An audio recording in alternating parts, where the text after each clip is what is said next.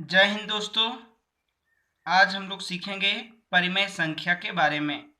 परिमेय संख्या, जिसे हम इंग्लिश में रेशनल नंबर भी कहते हैं, वैसा संख्या परिमेय संख्या कहलाता है जिनको p बटा q के रूप में लिखा जाए, साथ ही q बराबर 0 नहीं हो।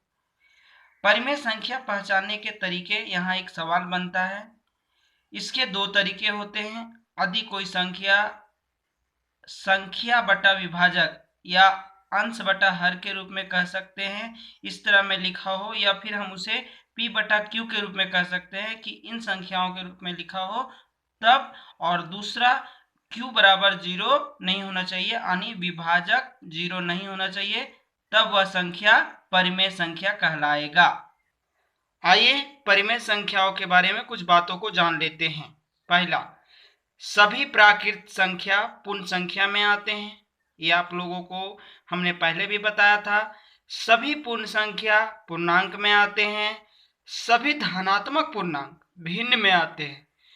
चौथा, सभी धनात्मक पूर्णांक या भिन्न में ऋणात्मक भिन्नों को मिलाने से बना संग्रह परिमेय संख्या कहलाता है। जैसे -3/2, -9/7, 0/1, 0/2, 8/15 आदि। ये सारी संख्याएं परिमेय संख्याएं हैं।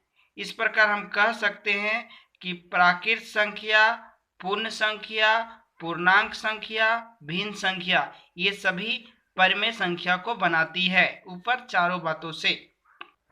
अब हम लोग जानते हैं परिमेय संख्याओं के प्रकार, टाइप ऑफ रेशनल नंबर। इसके दो प्रकार हम मान सकते हैं। पहला, धनात्मक परिमेय संख्या पॉजिटिव रेशनल नंबर। दूसरा, ऋणात्मक परिमेय संख्या नेगेटिव रेशनल नंबर।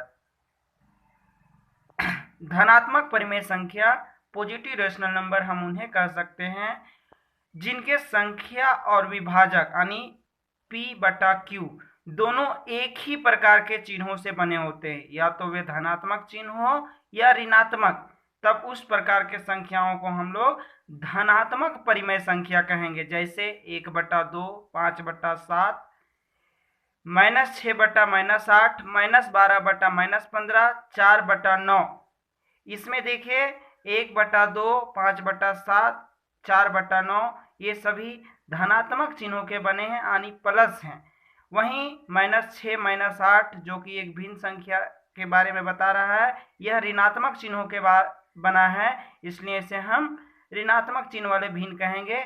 इस प्रकार से हम कह सकते हैं कि परिमेय संख्या में दोनों चिन्ह धनात्मक हो या ऋणात्मक, तब वह परिमेय संख्या कहलाएगी।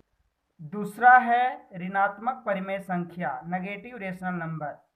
वैसे परिमेय संख्या जिनके संख्या और विभाजक दोनों अलग अलग चिन्हों से बने होते हैं, अर्थात एक धनात्मक हो और दूसरा ऋणात्मक हो, तो वे परिमेय संख्या को हम ऋणात्मक परिमेय संख्या कहेंगे। जैसे -2/5, 7/-9, -8/7, -5/9, -44/111, -996/551, 442/-531 आदि।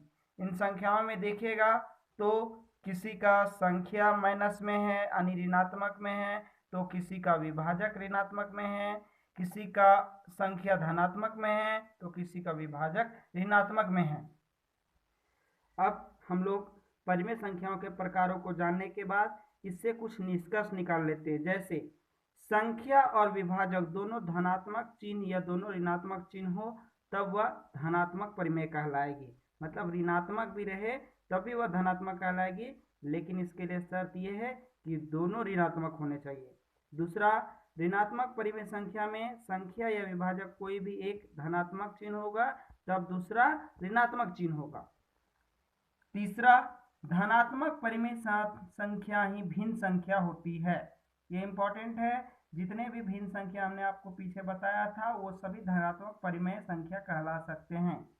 चौथा, जिस प्रकार धनात्मक और ऋणात्मक संख्याओं का संग्रह पूर्णांक संख्या बनाता है, ठीक उसी प्रकार धनात्मक और ऋणात्मक भिन्नों का संग्रह परिमेय संख्या बनाता है।